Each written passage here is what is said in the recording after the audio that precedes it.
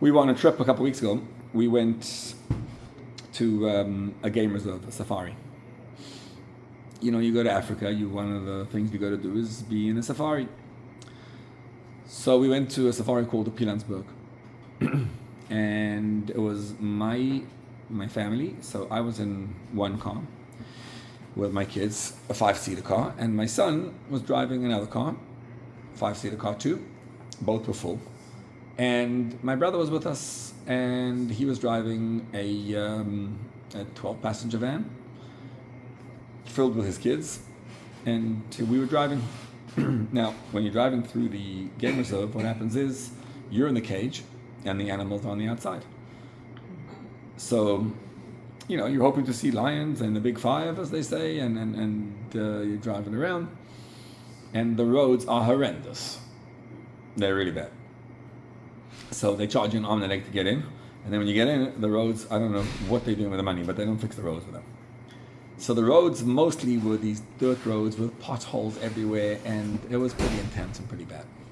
And as we're driving around, we notice, driving behind my brother's car, I beep him, I give him a honk, and say, yeah, you got a flat tire, my friend. Yeah, you're out. So now, I'm behind him watching, and, you know, so I drove my car, right, parked next to him, and my son drove, and we parked next to him, and there's nobody around. The place is just completely desolate, and you get out, should you not get out, but, you know, so he gets out to check the flat tire, and the tire was all the way flat. So one of those things you can't drive, you know, you're not going anywhere. I think it's one of the things which we must start teaching in school is how to change a flat tire. It will be extremely helpful to know the art. For some reason, every time it happens to me, I just don't know how to change a flat tire. I mean, I do. I know what needs to be done. So we're looking around. There's nobody around. I told him, you know, okay, I know how to change a tire. I'll start changing the tire. But there's lions around, right? And like, I don't know how to change a tire with all the kids in the car. So I'm like, what should we do with the kids? Put them in my car, but my car's full. And I don't know, it wasn't exactly the scene, which, you know, we're trying to figure out what to do. So we realized, you know, okay, we're going to travel. So we'll take our car. And we were thinking to go, I go one way and my son goes another way, and we'll meet together. Now, you got to understand, the phone doesn't work. The entire safari, you don't have a phone. So wherever you go, you know, we're so used to this situation that you have a phone and there is zero pickup anywhere. So good luck with that. So my son, I was thinking, you got that one, I got that one. Well, we won't find each other. We decided both of us together will go. We'll go to, we knew there's somewhere nearby, and the Google Maps doesn't work either, by the way. But there's signs.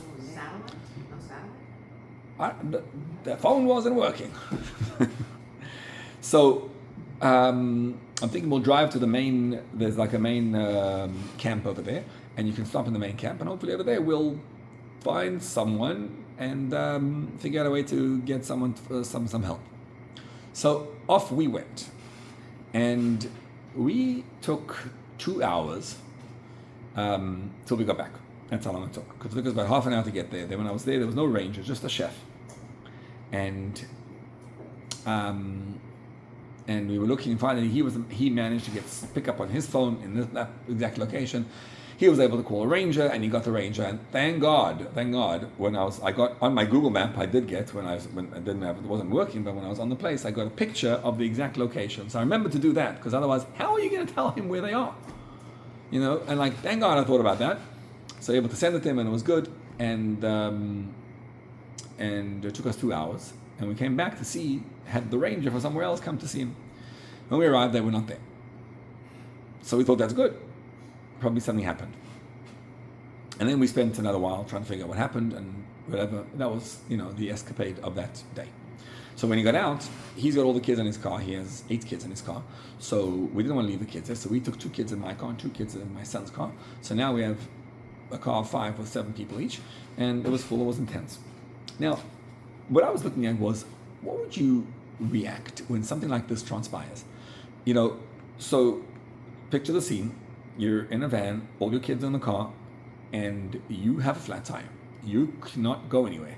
It's the middle of absolutely nowhere. You're in a dirt road in somewhere in the middle of nowhere, and you can't get out, even if you knew, to fix the car. What are you going to do?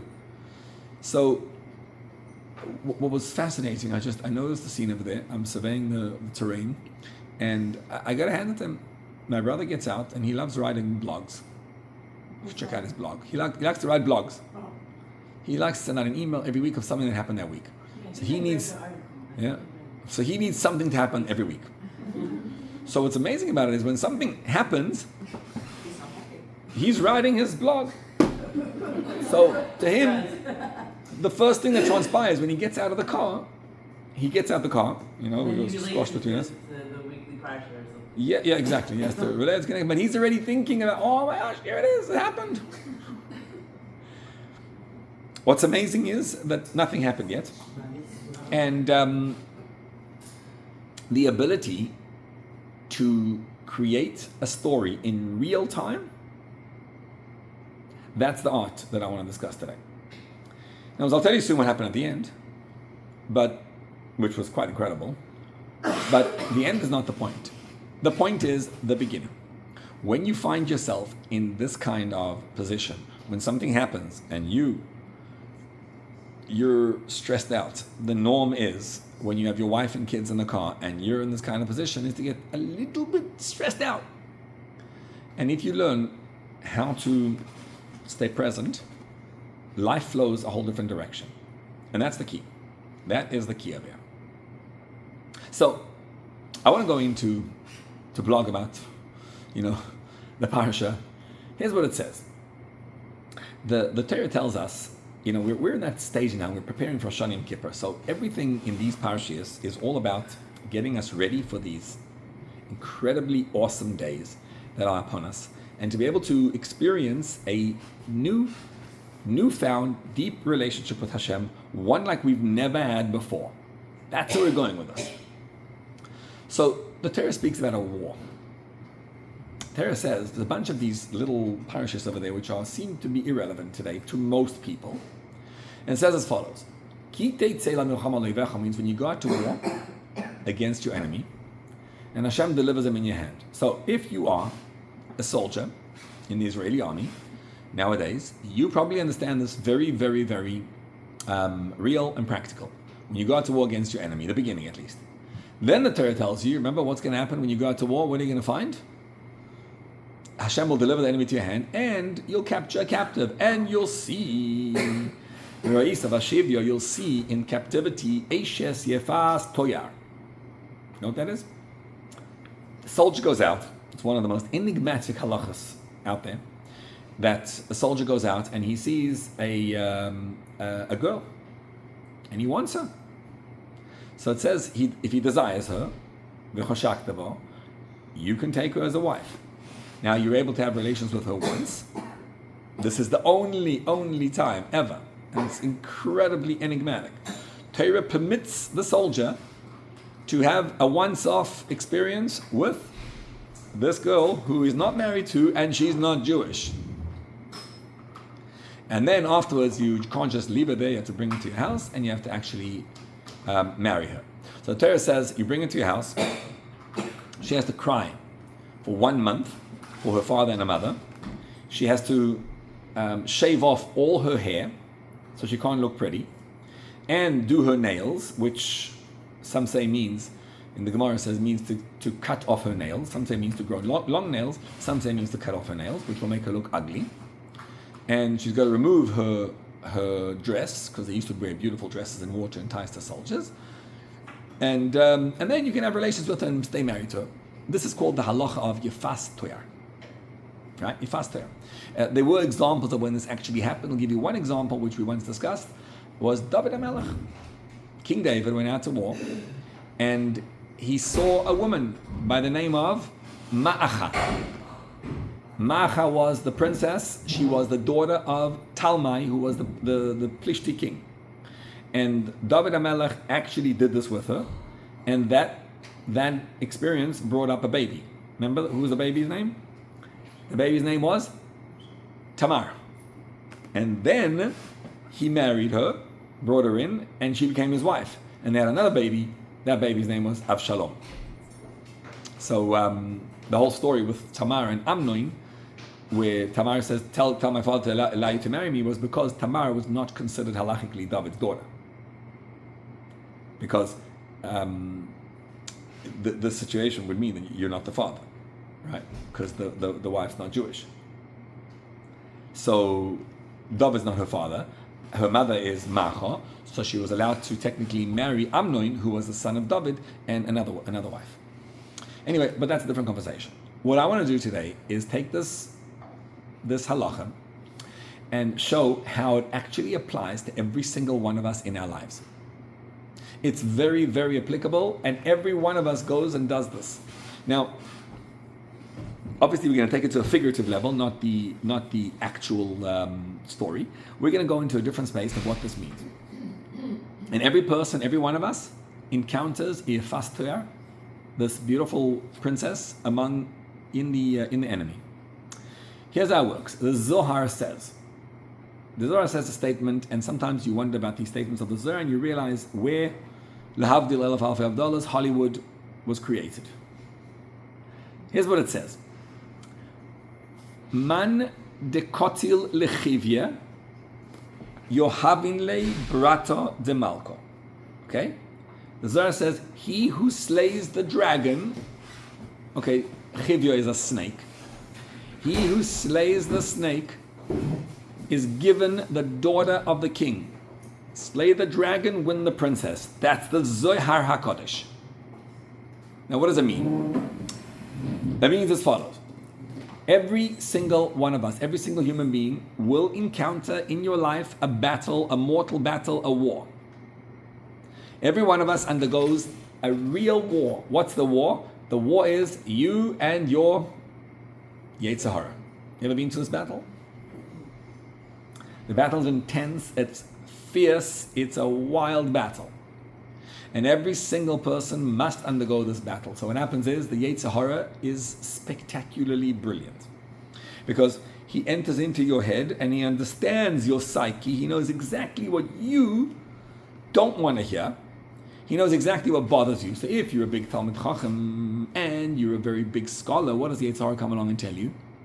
He says, you deserve to get much more covered, much more honor, much more respect. You're not getting the respect. Oh, you did something wrong. A guy of your caliber does something wrong and he puts you into a depression. And if you're a regular person, he's not going to tell you that. He's going to tell you, a regular person, he'll say to you, hey, you should be more successful, you should be this. Every person, he understands exactly your brain and enters into your psyche, and he fights like there's no tomorrow. Now that war, how do you win the war? If I want to win the battle against the Yetzer Hara, what is the solution to win the battle? It's a mortal battle and it's just a fight you'll never win. So the Pasuk says, we say it in davening every day, it teaches us how to win the battle. It says as follows. Romemot kel bigronam v'cherev pifiyot beyadam. You know what this means? A cherev pifiyot is a sword which is double-edged. So both edges of the sword, you're able to kill. There was one of the shoftim, one of the judges, in the era of the judges, the Sefer of Shoftim, was a man by the name of Ehud ben Gera. And Ehud wanted to defeat Eglon Melech Moav. So what he did was, he was a lefty. So usually, you put your sword, if you're a righty, put your sword on the left side, you can pick it up like that. He put his sword on the right side, because he is a lefty. And he asked to go speak to Eglon, and he said, I have something special to tell him. Eglon says, everyone please leave. When he did it, what he did was, he walked inside into Eglon, and he had the advantage. You need that extra second, right? So he walked in with his weapon. Usually, if you go like this, your enemy is going to right away realize and draw their own sword. But he went like this.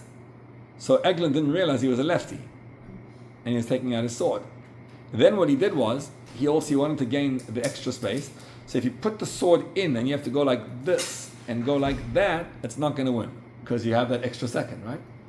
So what he did was, he made a double-edged sword. And he walked in with a sword, and he put like this, and he went like that. He turned around, and boom, Get it? So the other edge of the sword, and Eglon didn't stand a chance, and he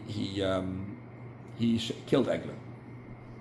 And then Eglon was a fat man, so it says he covered over his skin with a sword so you couldn't see it. And yeah, it was a bit of a gory story, that. But anyway, Eglon was the one who used a cherev pifiyos, a double-edged sword. Now, David HaMelech in Tehillim says that every one of us needs to use a double-edged sword. Cherev pifiyot. Now, pay attention. You daven every morning. When you say it in davening, pay attention to the words. What is a double-edged sword? It means there's two ways to fight against the Yetzer Hara with your sword. One is a Musadik way. Musa means you have to just be a mensch. You got to learn to be a mensch. So when you want to talk Lashon Hara, what should you do? Shut your mouth. Don't say it. It's very hard, but don't do it. A guy comes to you and says, "Can I have some tzedakah?" And you don't want to give him. What should you do? There's an element of forcing yourself to say, "I'm going to do it anyway. I'm not going to look where I shouldn't look. I am going to give the money. I don't want to learn Torah. I'm going to force myself to learn." You ever been in the situation, I don't want to learn today? What should you do? Go anyway. That's the one edge. That's the lower edge. But in order to truly win the battle, you can't have just that lower edge. You got to get the upper edge of the sword also, the higher edge, which is you have to change your perspective and you have to completely alter the whole way you think. Which means we have to get into a state of thinking, what is the purpose of myself in this world? Why am I in this world, and how do I get to change? How do I get to become a new individual, a new person? You know, I must tell you another experience I had. So my wife insisted she wanted to go to a place called Soweto. You heard of Soweto? Slum, right? It is, yes. It's a slum. Now, I grew up in, near Johannesburg at least, and in all my life, I don't think I've ever been to Soweto. And honestly, I never had any desire whatsoever to go there. But my wife, for years, she's been wanting, every time we go, we have to go to Soweto. Whenever we go to Soweto, we have to go check it out. What? I'll tell you, I think when we went there, what I saw was, I think that my nephew married a girl from Bnei Brak, so she was there also. And what I saw was, when she went there, I think my wife also did, but she went, what? It was like Bnei Brak, so bad. Yeah. No, you walk into the space there, it's a slum. It's a real slum. It feels like you're walking to Ramallah. Like what? Ramallah. Not that I've been to Ramallah, but that's what it feels like. With one difference. In Ramallah, everyone's going to try to kill you and they hate you. Over here, all you feel when you walk in is love. It's incredible. You walk in, there's these kids who have nothing to eat, and you see them with nothing. There's dirt all over. There are there's no electricity, there's no running water. There's like one faucet outside which is running and whatever, and there's like, the whole place had, I think, 6 bathrooms we saw, which were those construction kind of bathrooms. They put them inside. There's no actual bathrooms, and they have 6 of them. They tell us each family shares. They have 5 families per bathroom allowed to use it. The conditions are horrendous. And you come inside, and they are, the feeling is absolute bliss. People are so happy, you wonder, like, what are we doing wrong? They're just absolutely in the happiest, and they're so happy to see you. So this guide who lives in the place comes over and he shows us this place. So we come inside, and he offers us to go buy candies by this lady over here, and buy candies by her. You can give it up to all the kids. So my niece over there I'm telling you, you want to see the Pintele Yid of a Jew awakened? When you see these kids they clearly look like they haven't eaten and they don't see what candies are. She was sitting over there. She felt like her neshama was on fire. like you see, Jews are Rahmanim Bashan Gem Lechasadim, the characters, traits of a Jew. That we're compassionate and bashful and we need to do kindness. And you have to do it. I don't have that. I don't know. I think I'm becoming a little immune. But she did. So they wanted to see what it was about. Anyway, we're walking around this place. There's this one alley, a road, and on the road was just covered with debris. just dirt, and it's really disgusting. And we're walking out to the house, to one house to meet. Let us into this house. This house, the lady had a washing machine. I just couldn't think of where the electricity comes from because there's no lights. But she had a washing machine, and yeah. So I turned to the guy and I said to him, I don't understand. Why don't you guys leave? Who's stopping you from leaving? Right? Like you're over here, and especially you. You're black. a guide. It's a black area? Or Yeah. White people there too? I mean, there's white homeless people too, but this area was no. In Soweto, it's yeah, most the black to white ratio, I think, is 30-1, something like that. No Jews. Oh. No. So I said to him, why don't you guys leave? And then he shows us a store, and he shows us how. Now, I grew up in the apartheid era, right? When I grew up, I mean, no whites, there were no blacks able to live in Johannesburg. They weren't allowed to live. They could only live in Soweto. Today they can live wherever they want.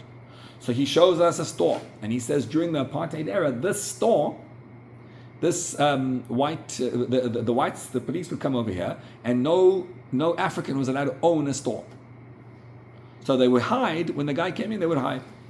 And this is why we stayed here. And then they have this beautiful place they put up in 1955, was the Freedom Charter, whereby a bunch of guys got together from all sorts of walks of life, and apartheid began 7 years earlier. They got together in Soweto. Today they built a beautiful monument on it, and Nelson Mandela got together with Walter Sisulu and a bunch of other guys. There were a bunch of Jews there.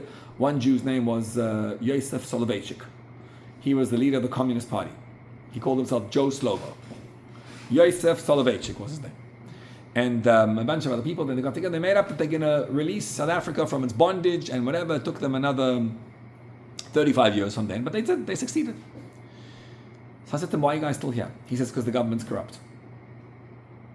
The government is corrupt. So we thought that once apartheid falls, they'll let us and they'll take care of us. They didn't. So my son is 14. He looks at him and he says, but why don't you guys just figure out, you're living over here, figure out what it is you can sell that you can sell to the world and export. Why don't you figure out how to create water and bring it over here, and there's stuff you could sell and you could do whatever, you could make money. I'm looking at him, my son's got a Yiddish kop, right? He's a little kid, but he's like, why are you guys here? Go away, go do something. And I didn't understand. The guide actually was incredible. He said that someone came over here and they noticed him and they saw that he stutters. And he said, and they noticed that I have some power, so they sent me to Adelaide, Australia to learn how to become a guide, and now I make some money. And he actually makes, we paid him 2,000 rand to do the thing for us. That's $100. And why don't they leave? Do you know why they don't leave? They're comfortable. They're secure over there. They don't know that there's another way out.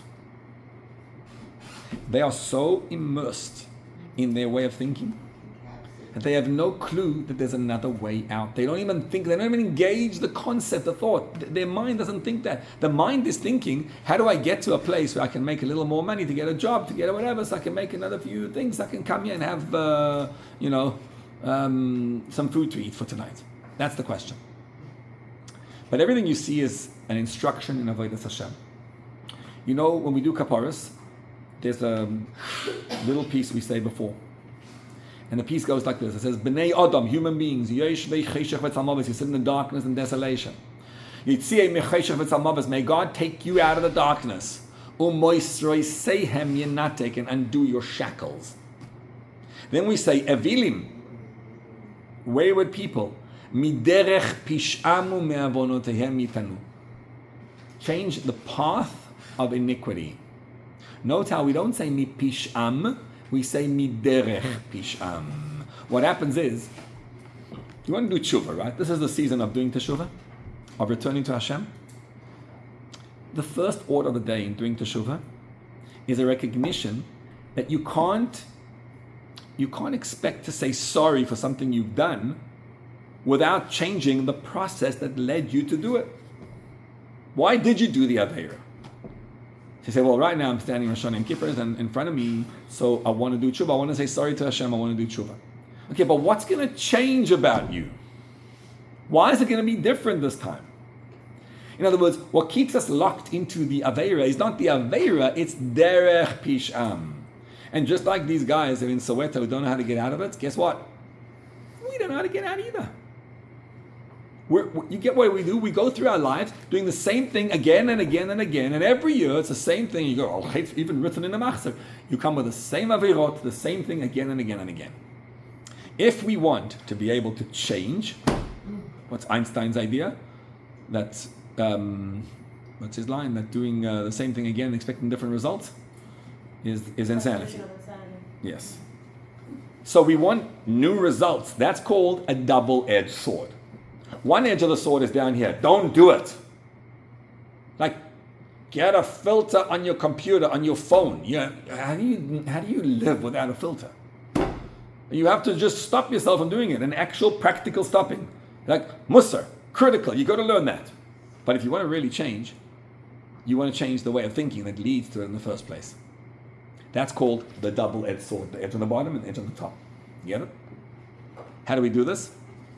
We do this through a process called tefillah, davening. Davening, what is davening? It is a war. That's what it is. It's a war, and it's about me internalizing and getting to a state of thinking about the world in a different way. So that means you can't help it. If you're born into the United States of America, right? It's natural to us to believe that we have to be successful. It's a normal thing to believe. And what you want to do is get to a recognition of what does Hashem think of me? What does Hashem want of me?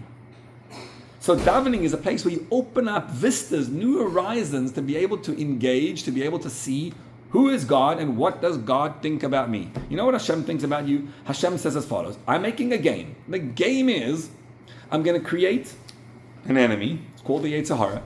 I'm going to put you in a world. I'm going to hide. I'm going to remove myself from the picture so you won't see me. So now the Yetzer Hara is going to thrive. I'm going to put myself into you, and your mission is to walk into the world and bring me out, engage your neshama in the world. Get it? That's the process.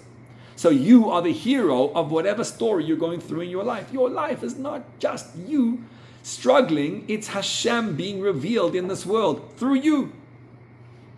And davening is this intention of understanding who am I and what's my mission and what am I trying to accomplish. And as you get into this mode, you start realizing there's a purpose. So the reason why davening, you ever see what Shachris is? The long Shachris. Why do we do all this?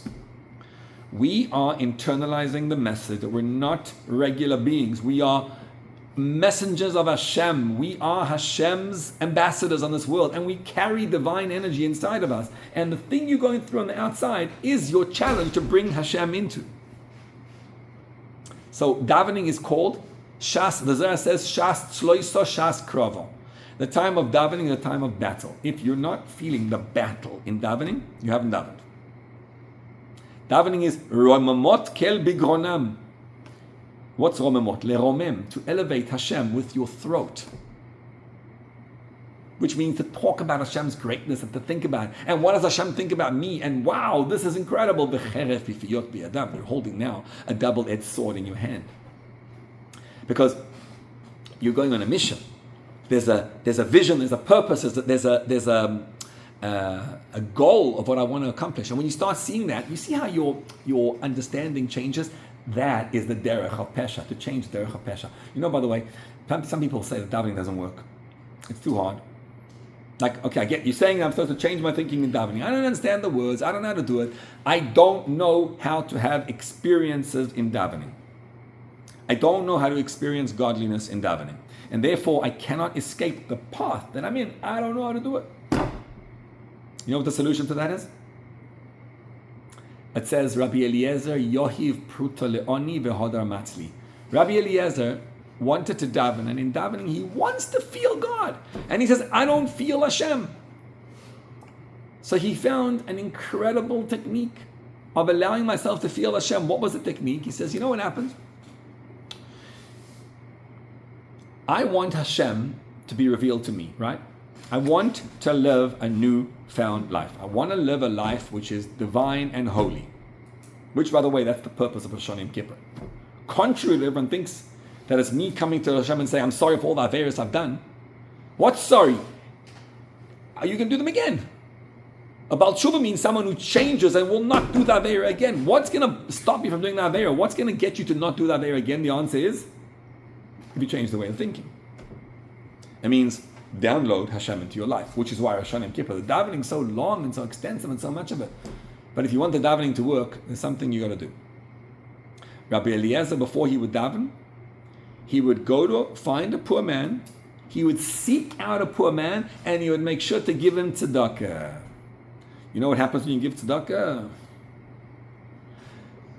When you give tzedakah, right, there's two types of tzedakah it speaks about. In Tanya, he explains the pasuk in Yeshayahu. It says, "V'hoya ma'aseh tzedakah shalem, v'avodas tzedakah hashkeita betach hadolam." He says, ma'aseh tzedakah is the act of tzedakah. What's the act of tzedakah? Take money and give it to the poor man. And if you do that, you are bringing incredible energy into the world.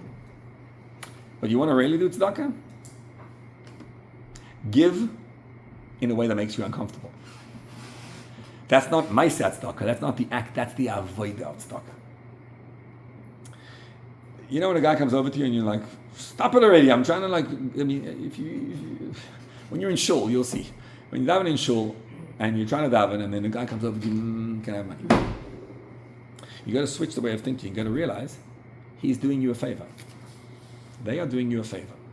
By asking you for money, they're opening up an opportunity for you to do an actual physical act to bring divine energy into the world. So here I am, I'm fighting a battle. The battle is I have a Yetzer Hara and I want to change my way of thinking. I want to actually change.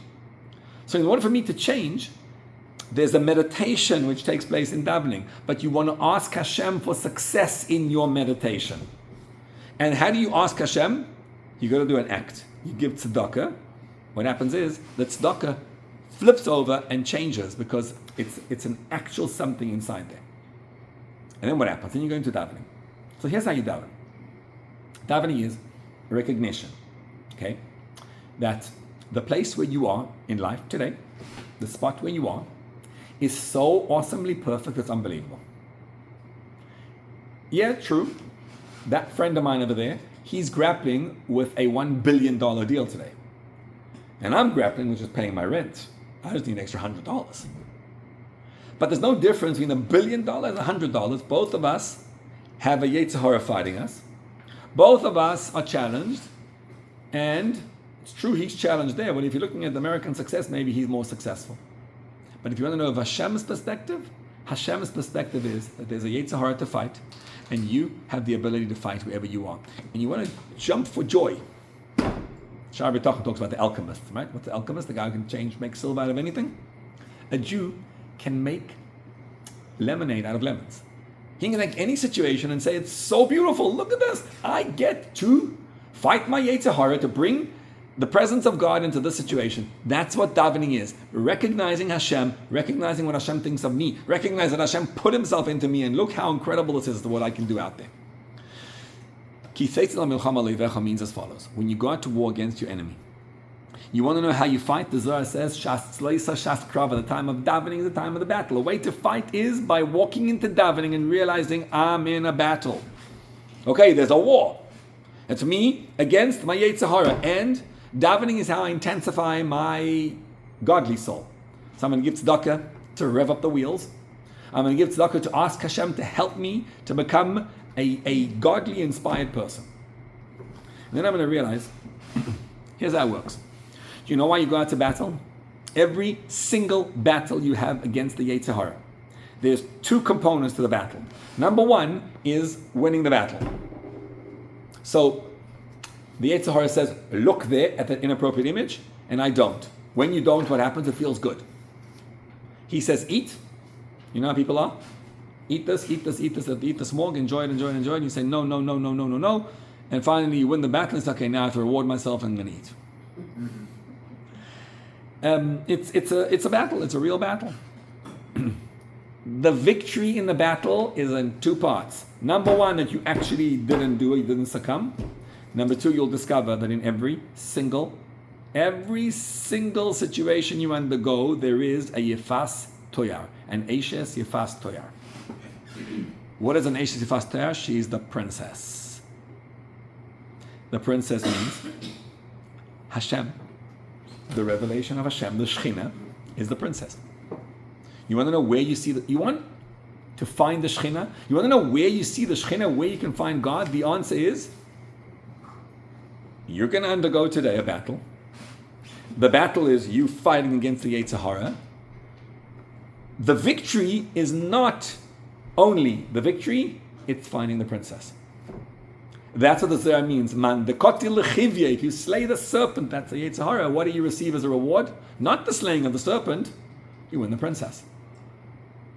What you'll see is, when you fight the war against the Yetzer Hara, there's a deeper something that transpires. It's like you become a different individual. You discover a deeper connection to the Shekhinah, one which you never knew existed before.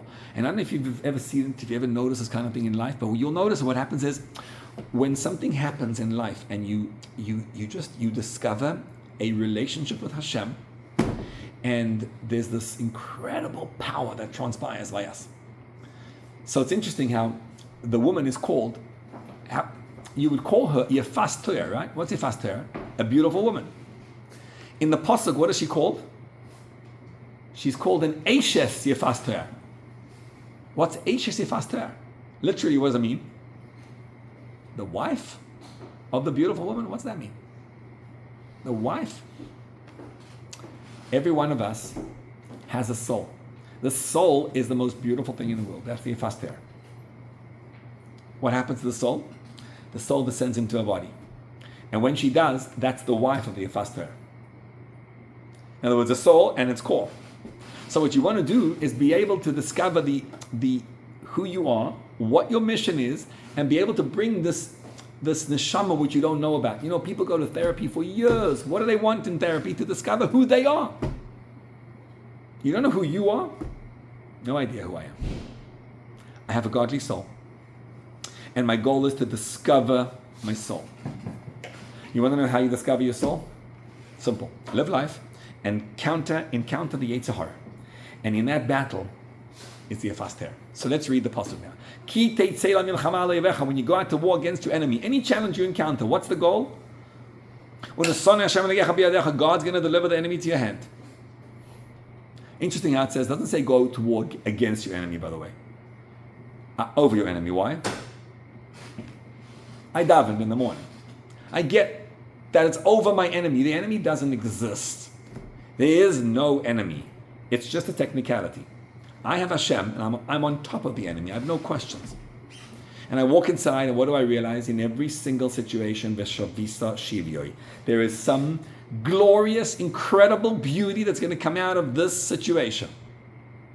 And all you need to do is, you'll see that in the captivity, in the difficult situation you're undergoing, you know, you have some other problem with a child and it's running and you can't get out of it. You have a problem with a financial situation, you can't get out of it. You have a problem in Shalom Bayis and you can't get out of it. Guess what? Inside every one of those challenges is the most beautiful, incredible neshama of yours, and your neshama is going to come shining through and you're going to discover the princess. There's only one thing you have to do in order to discover the princess. What is that? V'chashaktaba. Again, in the story, right? And you desire the girl. In the Hasidic side, what does it mean? V'chashaktaba means you have to be a person who lives, and you understand this, and you understand, I want Hashem to be revealed. I want to discover the Yefas Toyar. The more of a desire you have to find her, the more you'll find her. Practically what this means is, you wake up in the morning and you go to daven. Davening is, Hashem, I feel that I am a messenger of yours. I feel like I'm a Jew on a mission and on a purpose, and I welcome this purpose into me. And I get that there's a Yetzer Hara in my life and I'm undergoing a lot of anxiety, a lot of challenge. But I know that inside my challenge that I'm going through, I'm going to walk in with my double-edged sword. Is a princess. What's the princess? If you slay the dragon, if you win the war against the Yetzer Hara, every time you win it, you'll discover a princess behind it. You'll discover a beauty, an incredible something which will come out of it. Every trauma that you have must lead you to a more profound, more incredible, more wholesome relationship than ever before. There is no such thing as a Yetzer Hara which was designed for Yetzer Hara. Every Yetzer Hara, what's it designed for? To discover an innate beauty. That's what it means. V'chashaktaba. You got to want to find this beauty.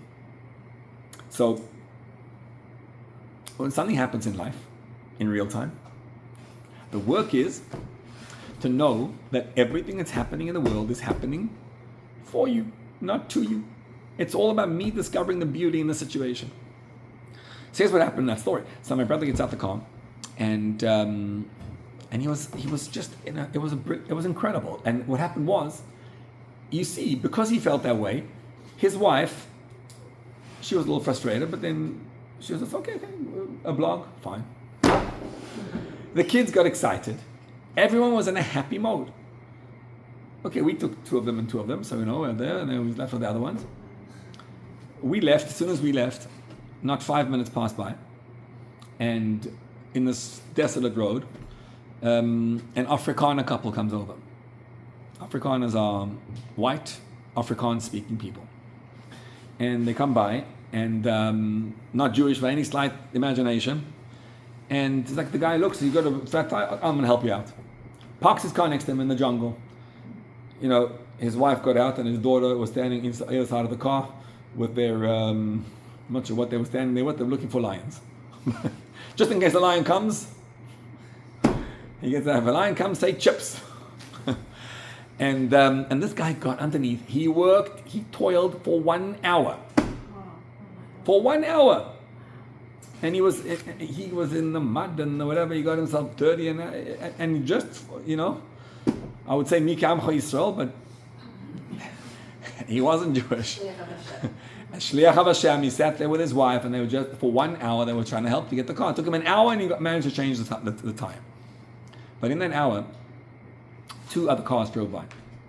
One happened to be a religious Jewish couple from Johannesburg, talking to them, whatever. And then a guy comes by, and he looks around, and him and his wife, and he drove past, and he was looking at surveying the territory. They're asking where you're from, whatever. Turns out the guy is Jewish. And while they're in the car, so my nephew, wherever he doesn't go anywhere without tefillin, so there's tefillin in the car. This guy, I don't think he ever put on tefillin in his life. But he was standing there, they were trying to help with the scene. They didn't know what to do, but they were just in the car. This guy refused to get out of his car, by the way. Rightly so. He sat in the driver's seat of the car, and my nephew got out, and he put tefillin in. And you have the most incredible video over there. You can look it up, you'll see it. Where he's standing in the back of the car, and he's trying to put on the guy in the driver's seat, but he got to put on tefillin. And while this whole thing is happening, this guy got to put on tefillin. I'm not sure why God had to arrange it in this kind of, I don't know the answer. But I can tell you this much. If you walk out of a situation, and you walk into it as you walk in, and you're like, Hashem, it's great. I'm going to see something amazing come out of it. So what happens is, literally, they got out within, 5 minutes ago. I was there, it took them an hour. They got out, they went, they drove out, and they were able to, it was all fine. They met the ranger who we sent on the way, and they told him, no, we're already out, we're good. And suddenly, instead of having a day at looking for lions, well, a lion they didn't see, thank God. But what they did see was a revelation of Hashem. The guy who put on tefillin, that's the princess. That's a revelation of the princess. Suddenly you discover, what we want to do is just, it says afterwards you got to let her grow, and let her grow, cut off her hair and cut off her nails. You know what that means? Hair is all the extraneous thoughts that we have come out of our head. There's all these things growing out of our heads. Our heads are crazy. We think about ourselves, what to be done, like, maybe I should do that, maybe I should go there, maybe, and then the hands are like these little things go out of the hands, they're called nails. You know what that is? Your emotions, your anxieties, your anger, your frustration, your depression, your whatever. We're so nuts. When a person decides, I'm going out to battle against my enemy, And my goal is to shift the way I think. My goal is to discover that there's a beautiful princess. Where? Right here. And if I just set my goals in there, because I daven in the morning, I realize I'm going to find her. What you'll discover is the worst things in life are the best. And they bring out the most beautiful, incredible, lovely, unbelievable princesses. And all you want to do, and you get married to that princess, you get married to the sense that Hashem loves you. And Hashem is putting you in these positions to find Him and to be able to relate to Him. This is the beginning of the process of tshuva. Tshuva is, kings in the field right now. It's Elul. It's a time for tshuva. How do we do tshuva? By changing the way we think. Change the way we think means, I know we all know this stuff, but just get into davening, get into a new space, get into a new relationship with Hashem. Give it tzedakah, you daven, and then when you encounter worldly things, try it out one time. Try it out one time to walk out and to say, this is amazing. Oops, how am I going to see that's amazing? Where am I going to discover it? And then you'll see the truly amazing parts on the outside.